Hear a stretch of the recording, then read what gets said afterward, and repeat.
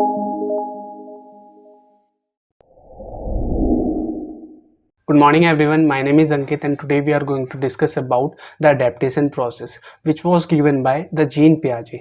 Last video में हमने जाना था कि जो जीन पियाजे थे वो एक साइकोलॉजिस्ट थे, उन्होंने किस तरह से अपने बच्चों के ऊपर एक्सपेरिमेंट्स किए और उसके बेसिस पे फाइंडिंग्स निकाली और उसके बेसिस पे अपनी जो कोग्निटिव डेवलपमेंट की थ्योरी है उसको आगे रखा। इसके साथ साथ हमने जाना था कि उनकी थ्योरी का मेन आइडिया क्या था, उनके थॉट एंड लैंग्वेज के बारे में क्या विचार थे और कंस्ट्रक्टिविज्म के बारे में उनके क्या विचार थे। ये सब चीज़ें हमने लास्ट वीडियो के अंदर जानी थी। तो आज हम जानते हैं कि अडेप्टेशन प्रोसेस क्या होती है। तो अडेप्टेशन प्रोसेस में सबसे पहला वर्ड जो आपने सुना होगा वो होता है आपका स्कीमा। तो स्कीमा क्या होता है? जब भी हम कोई चीज़ देखते हैं तो हमारे माइंड के अंदर उस चीज़ की इमेज बन जाती है, एक आइडिया बन जाता है कि वो चीज़ कैसी दिखती है, उसके क्या फीचर्स हैं। अगर वो चीज़ हमें किसी और को एक्सप्लेन करनी हो तो हम क्या क्या चीज़ें बताएंगे। तो ये इन्हीं सब चीज़ों को बोला जाता है स्कीमा। ये जो वर्ड है, जो ये टर्म है, ये सबसे पहले यूज़ किया था आपका जीन पियाजे ने 1923 के अंदर। तो अगर मान लीजिए अगर आप किसी पेड़ को देखते हैं तो उसके अंदर आप क्या क्या चीज़ें देखेंगे, उसके अंदर लीव्स होंगी, उसकी ब्रांचेज होंगी, उसके अंदर फ्रूट्स लगे होंगे, साथ ही साथ उसके जो ट्रंक होगा, जो उसका तना होता है वो होगा। अगर आप किसी ऐसे ही किसी ऑब्जेक्ट को देखते हैं जैसे कि किसी कार को देखते हैं तो उसके अंदर भी आप अलग अलग चीज़ें नोटिस करेंगे, या अगर आप किसी पर्सन को देखते हैं तो उसके अंदर भी आप अलग अलग चीज़ें नोटिस करेंगे कि वो कैसा दिखने में है, उसके फिजिकल फीचर्स कैसे हैं, उसके बाल कैसे हैं। तो ये जो भी चीज़ें होती हैं, जब हम किसी को भी देख के उसके जो अपीयरेंस है उसको देख के जो अपने माइंड के अंदर एक इमेज बना लेते हैं, एक आइडिया बना लेते हैं, कुछ स्ट्रक्चर्स बना लेते हैं, उन सब चीज़ों को बोला जाता है स्कीमा। तो इस चीज़ को हम बहुत ही अच्छे तरीके से एक एग्जाम्पल के थ्रू जानते हैं। तो चलिए देखते हैं। So what is schema? Basically वही जो मैंने अब तक आपको बताया वही स्कीमा होता है।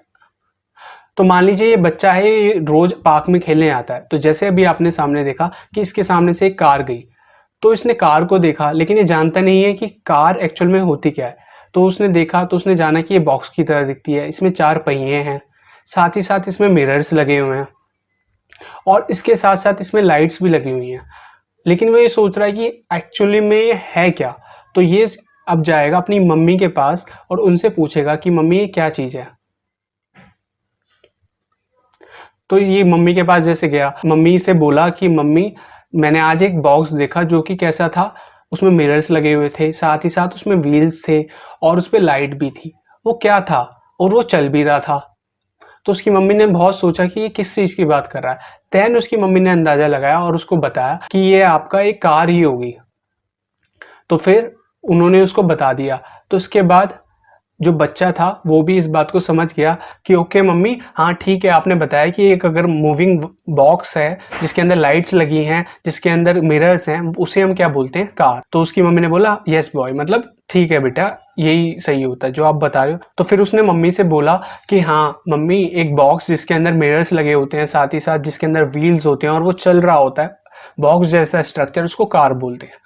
तो यहाँ पर क्या हुआ, इस चाइल्ड ने अपने माइंड के अंदर क्या बना लिया, एक कार का स्कीमा बना लिया कि कार के अंदर कौन कौन सी चीज़ें होती हैं, व्हील्स होते हैं, मिरर्स होते हैं और एक बॉक्स लाइक स्ट्रक्चर होता है, और साथ ही साथ ये जो कार होती है ये मूव भी करती है। तो यहाँ पर चाइल्ड के माइंड में एक स्ट्रक्चर बन गया है कार का, जिसको ही हम बोलेंगे स्कीमा। तो अब क्या हुआ कि ये बॉय नेक्स्ट डे दोबारा खेलने गया, लेकिन इस बार इसने एक ट्रक को देखा, लेकिन उसे पता नहीं था कि वो ट्रक है।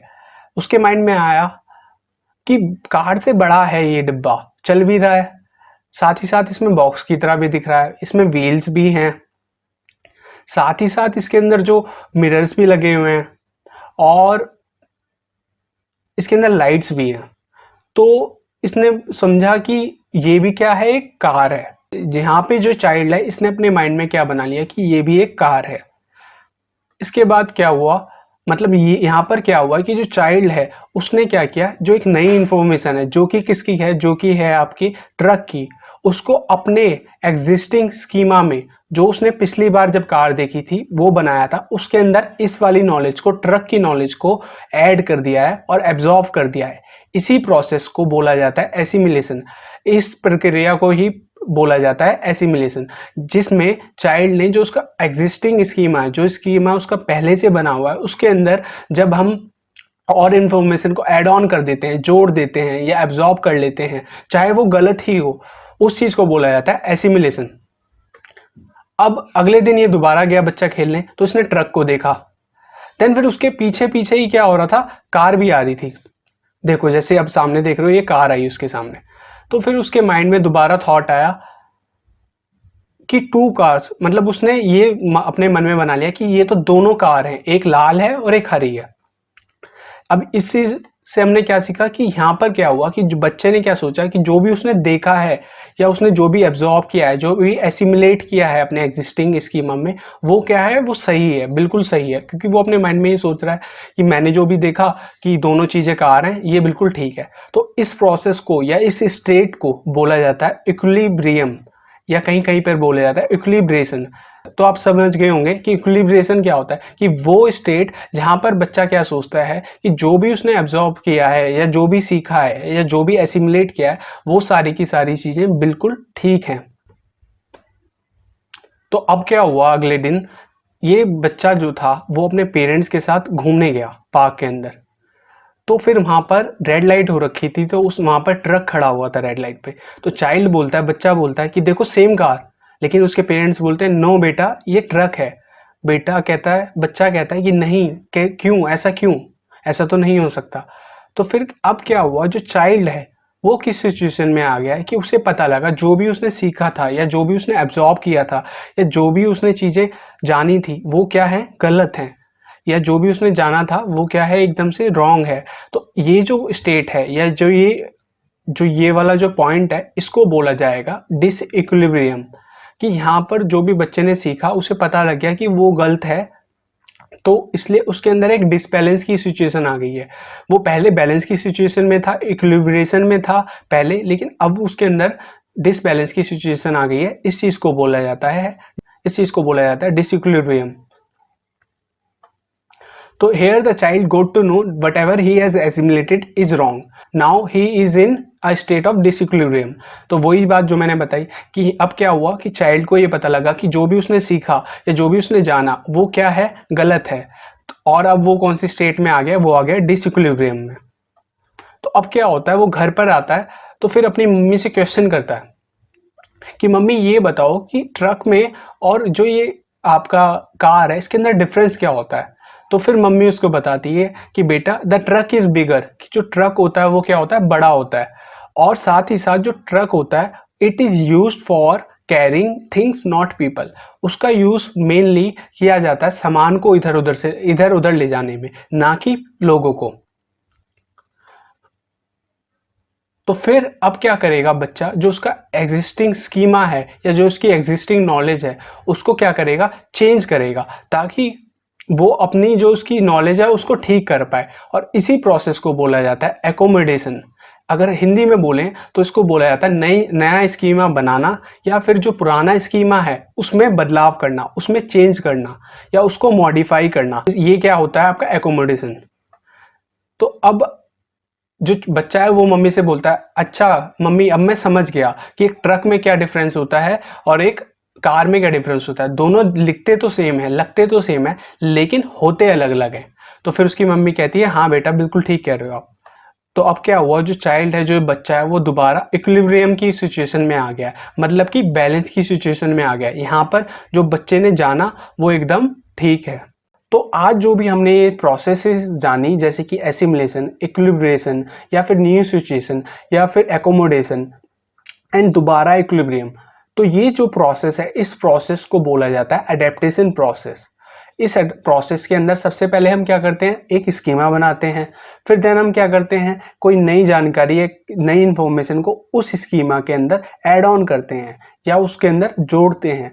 फिर कई बार ऐसा होता है कि हमारे सामने नई सिचुएशन आती है, तो हमें पता लगता है जो भी हमने एसिमुलेट किया था या जो भी हमने जाना था वो चीज़ गलत है।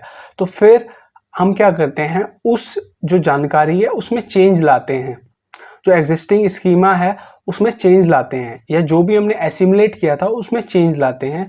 तो उस प्रोसेस को बोला जाता है एकोमोडेशन। फिर देन क्या होता है कि हम एक्चुअल में दोबारा से इक्विलिब्रियम की कंडीशन में आ जाते हैं, मतलब बैलेंस की स्टेट में आ जाते हैं। तो ये पूरी जो प्रोसेस है इसको बोला जाता है अडेप्टेशन प्रोसेस। तो आई होप आप सभी लोगों को ये अडेप्टेशन प्रोसेस पूरी तरह से समझ आ गई होगी। फिर भी हम क्या करते हैं कि एक और एग्जांपल लेके इसको और अच्छे से जानते हैं। तो मान लीजिए वो बच्चा नेक्स्ट डे क्या होता है, एक डॉग को देखता है तो अपने माइंड में डॉग को लेकर एक इमेज बना लेता है, एक स्कीमा बना लेता है कि डॉग की 4 लेग्स होती हैं, साथ ही साथ उसकी एक टेल भी होती है, उसके 2 कान होते हैं और उसकी बॉडी पर बहुत सारे बाल होते हैं। यहाँ पर बच्चे ने क्या किया, एक स्कीमा बना लिया डॉग का अपने माइंड के अंदर। तो अब वो क्या करता है, नेक्स्ट डे उसने देखी कैट, तो उसे लगा कि वो कैट भी कहीं ना कहीं डॉग से सिमिलर ही है। तो वो क्या सोच लेता है कि ये जो कैट है ये डॉग ही है। तो यहाँ पर जो कैट की इंफॉर्मेशन है उसने क्या किया, उस इंफॉर्मेशन को अपने जो डॉग के स्कीमा था उसके अंदर ऐड ऑन कर लिया, और इस प्रोसेस को बोला जाता है एसिमिलेशन। इस प्रोसेस में हम क्या करते हैं, एग्जिस्टिंग स्कीमा में जो न्यू इंफॉर्मेशन है उसको ऐड ऑन कर लेते हैं, उसको जोड़ लेते हैं। अब क्या हुआ, जो बच्चा है वो इक्विलिब्रियम की कंडीशन में है कि उसे लगता है जो भी उसने जाना वो बिल्कुल ठीक है, क्योंकि वो ये सोच रहा था कि जो कैट है वही डॉग है और जो डॉग है वही कैट है। अब नेक्स्ट डे क्या होता है कि वो जब बच्चा अपने फादर के साथ घूमने आता है तो उसके फादर जब उसको देखते हैं कि वो डॉग को कैट बोल रहा है तो वो उसे बताते हैं कि बेटा डॉग और कैट अलग होते हैं। लेकिन फिर वो बच्चा कहता है क्यों, तो इस कंडीशन में जो बच्चा है वो आ गया डिसइक्विलिब्रियम की कंडीशन में, या हम सिंपल लैंग्वेज में बोलें तो डिसबैलेंस की कंडीशन में। देन फिर क्या होगा कि वो जो बच्चा है वो अपनी जानकारी में चेंज लाना चाहेगा ताकि वो जो उसकी करेक्ट इन्फॉर्मेशन है उसको जान पाए, या जो भी हमारे आसपास का वर्ल्ड है उसके बारे में सही इन्फॉर्मेशन को अपने माइंड के अंदर जोड़ पाए। तो ये इस प्रोसेस को बोला जाएगा एकोमोडेशन। इस प्रोसेस में क्या करेगा बच्चा कि नया स्कीमा बनाएगा, या तो फिर जो उसका पुराना जो स्कीमा था डॉग वाला उसमें चेंज करेगा। तो अब जो चाइल्ड है वो क्या करेगा, जो उसका पुराना स्कीमा था उसके अंदर चेंजेस करेगा या फिर नया स्कीमा बनाएगा, और इस प्रोसेस को बोला जाएगा एकोमोडेशन। इस प्रोसेस में क्या होगा, जो उसके फादर हैं वो उसकी हेल्प करेंगे और उसे बताएंगे कि जो डॉग है और जो कैट है वो दोनों अलग होते हैं, क्योंकि